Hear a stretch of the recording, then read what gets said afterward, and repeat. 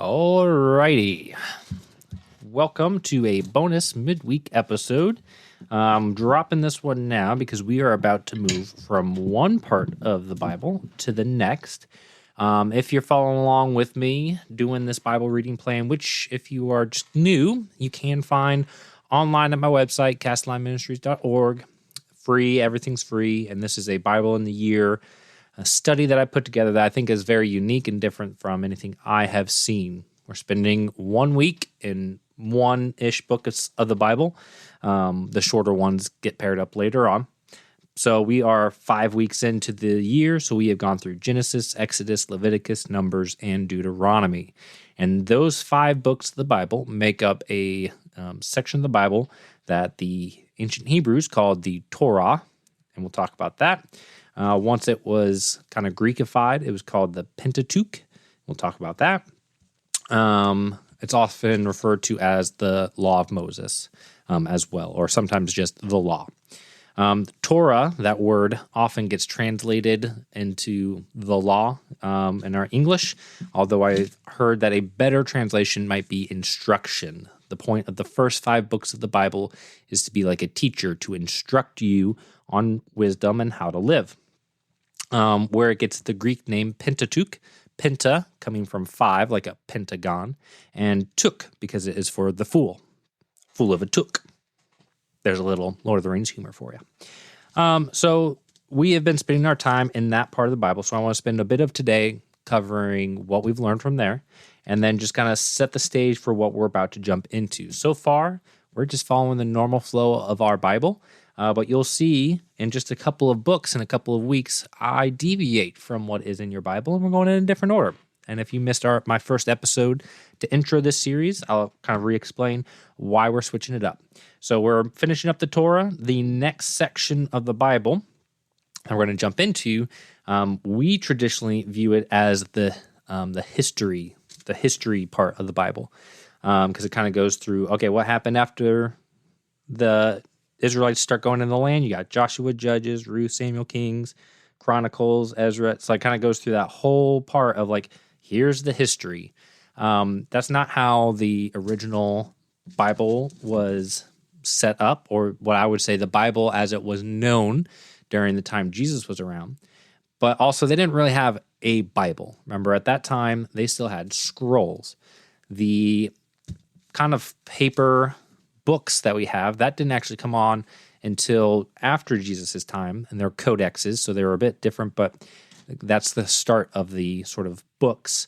So for the longest time, these were scrolls, and so you can't order them exactly like you can at chapters in a book, but the way that things were grouped together and then the way that they wrote it kind of created little links to each other that helped you understand the order that things were supposed to go to. So, for example, when we were finishing up Exodus, I kind of highlighted, hey, look at this last line of Exodus, look at the start of Leviticus, and it's kind of like a real quick, like they kind of overlap. And so they use those literary structures so that as you are finishing up one, it overlaps with the next book, and it's clear what the next book and the sequence is. You'll also see that even though we're finishing a section of the Bible, Joshua is going to pick right up on the story from Deuteronomy. So you know the next scroll in the order would be Joshua.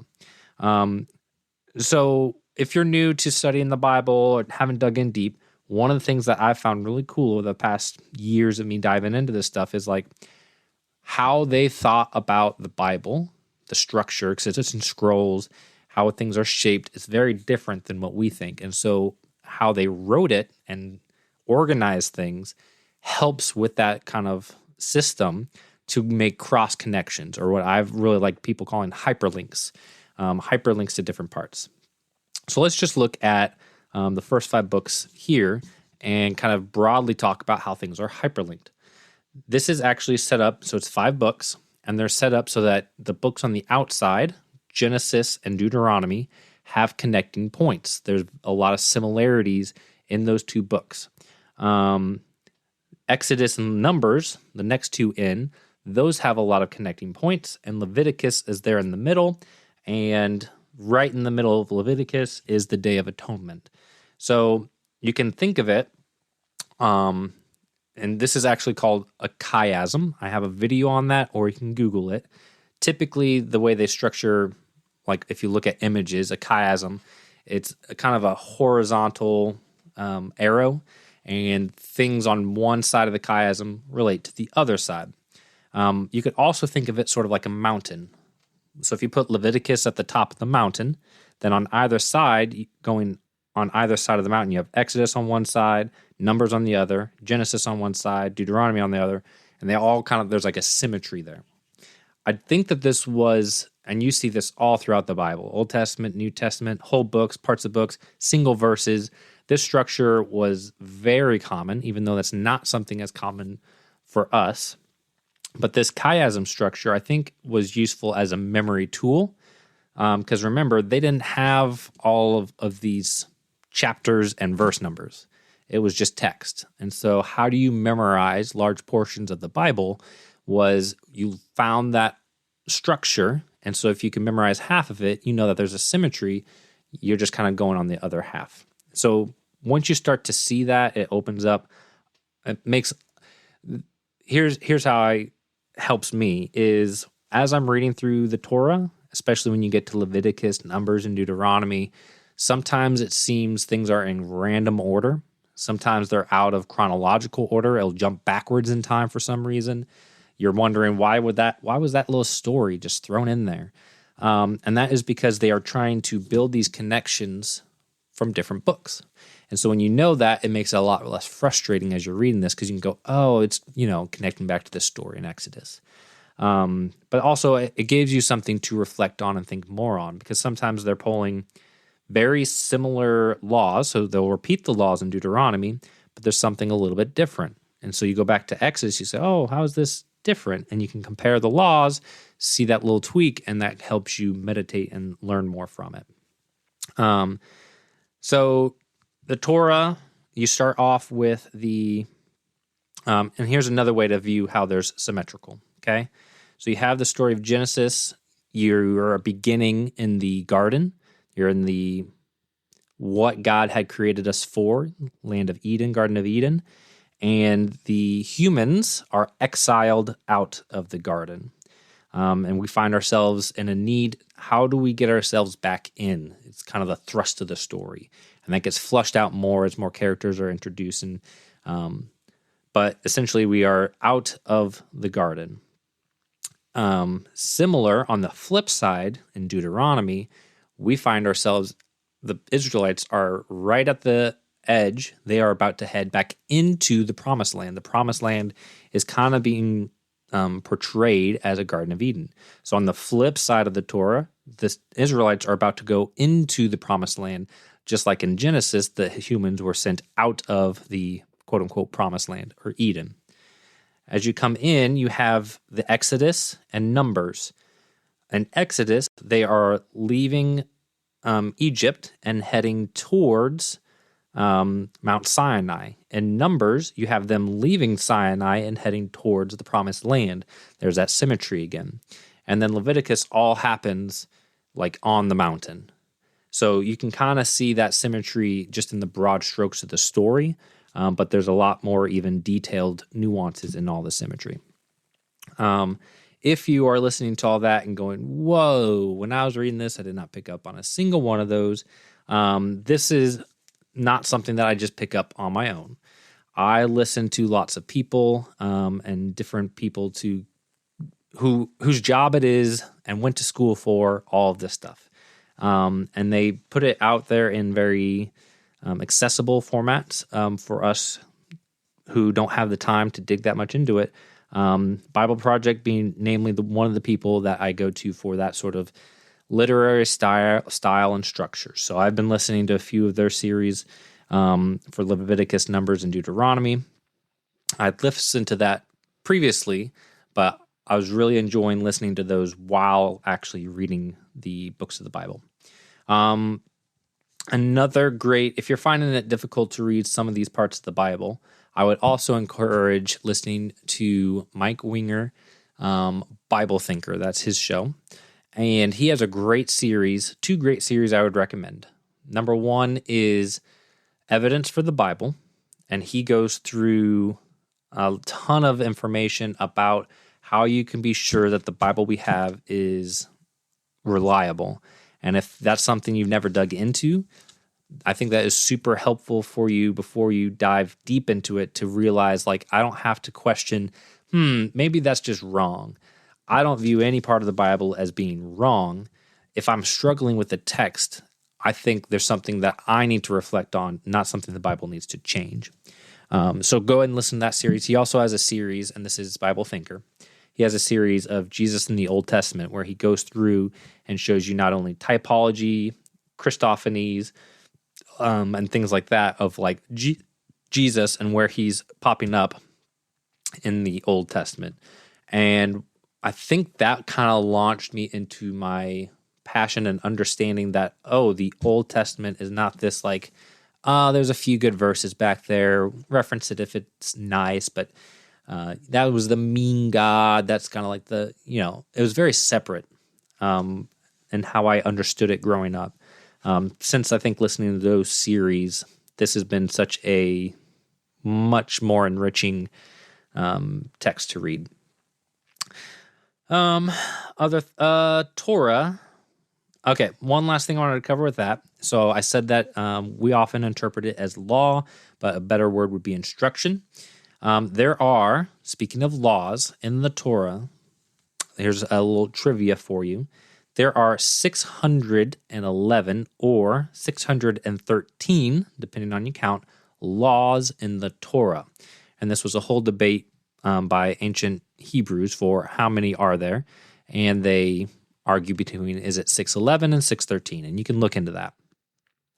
Most likely, it was probably originally intended to be 611 because the Hebrew letters that make up the word Torah, Hebrew, the letters were also used for numbers, and those letters that made up the word Torah are also the same letters that you would use for the number 611.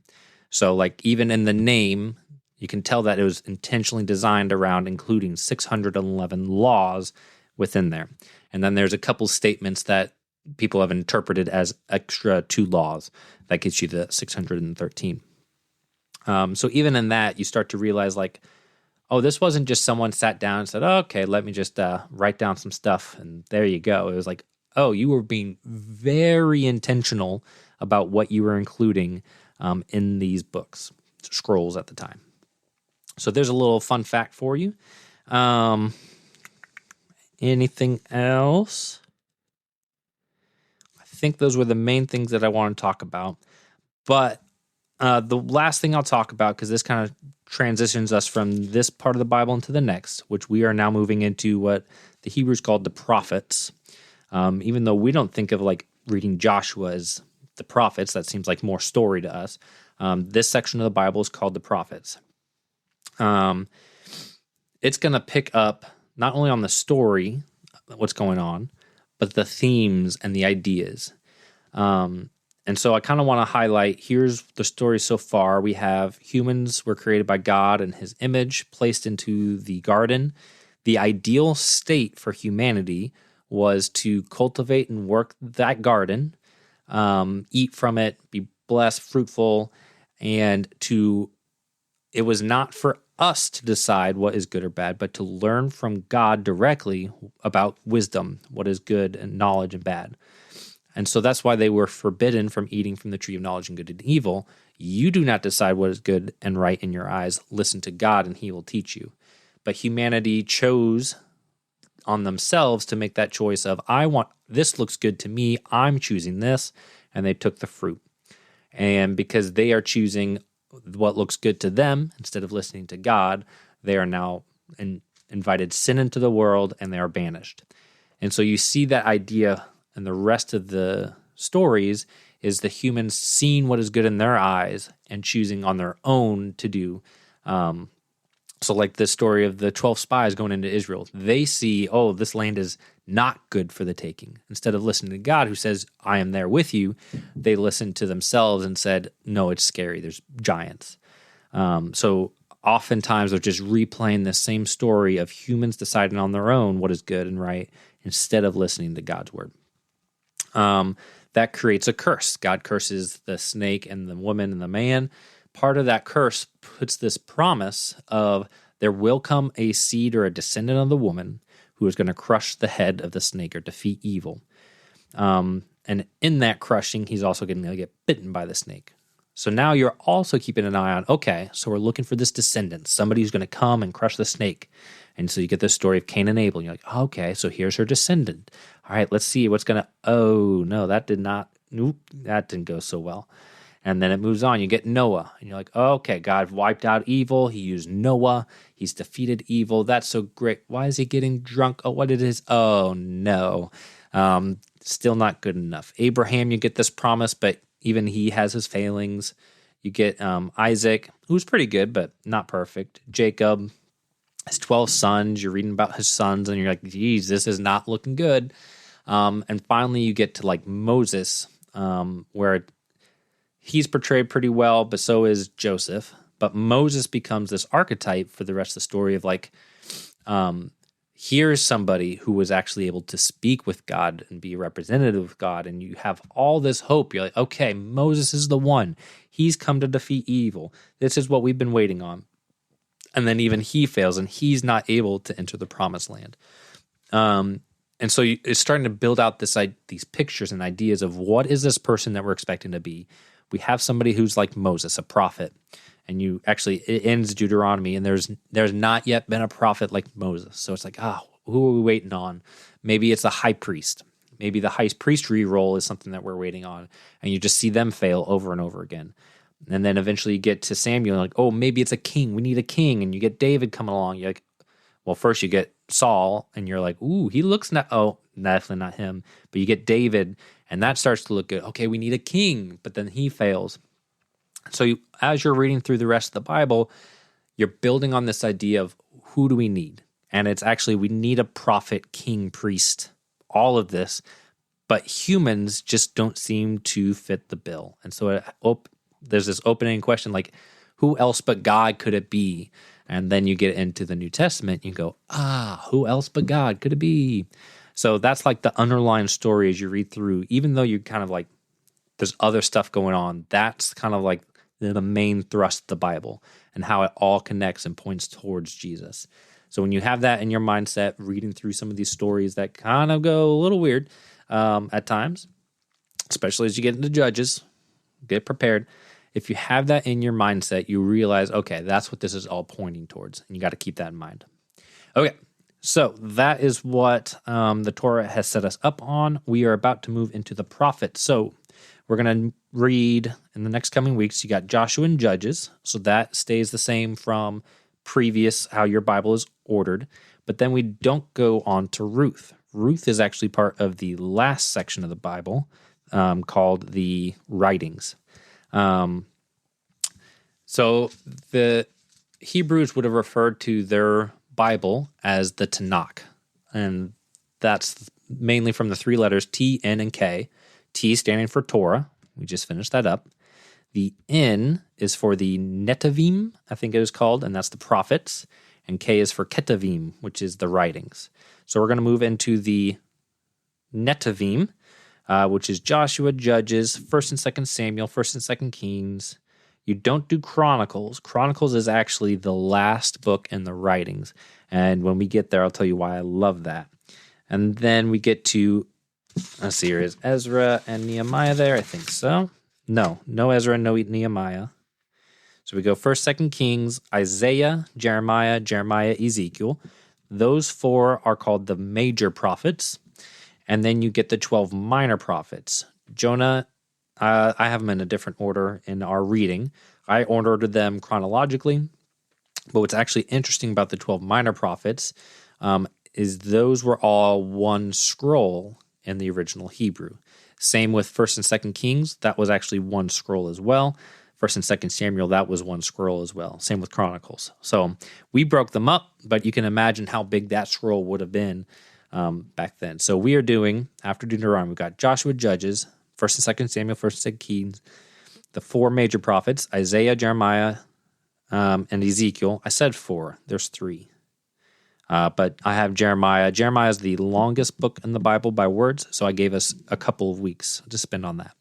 So the 3 major prophets and then the 12 minor prophets. Then after those, so that's the Netavim, and then finally the Ketuvim, which is the writings. The writing starts as Psalms. You actually hear Jesus in the New Testament when he's referring back to the Bible. He calls it the Law of Moses, the prophets, and he says, and the Psalms. So sometimes the writing is just referred to as the Psalms, and that's both Psalms but all the other books, or it's referred to as the writings. And so that is Psalms, Job, Proverbs, Ruth, Song of Songs, Ecclesiastes, Lamentations, Esther, Daniel, Ezra, Nehemiah, and then 1st and 2nd Chronicles. And when we get to the Chronicles, it's really great. I love having that at the end because it actually goes through the entire storyline. It's like somebody reflecting on all of this. And so that'll be a really good way to end our time in the Old Testament. And then we'll get into the New, and if you're looking ahead, there's some changes I've made over there as well. We'll get to that. So we're about to change into a new section of the Bible. I'm really excited about that. I hope I have a few of you joining me for this journey. So far, I have 100% completion on reading again, and listening to different podcasts as I go through. Would love to hear anybody on their journey thus far, what you've gotten out of this. And since I'm over 20 minutes, I'm going to wrap it up there. I'll have my episode on Deuteronomy, and then we are getting into Joshua next week. Thank you so much for tuning in, and as always, there's free stuff on my website. You can go check that out. And I am also putting up on my website, I'll try to put it somewhere near the top, or you scroll down a bit, those family trees that I mentioned about the different tribes of Judah. I have 3 done so far. So as the year progresses, hopefully I get more of those done, and you can kind of see those. Okay, thank you all for listening, and I will catch you in the next episode. Bye.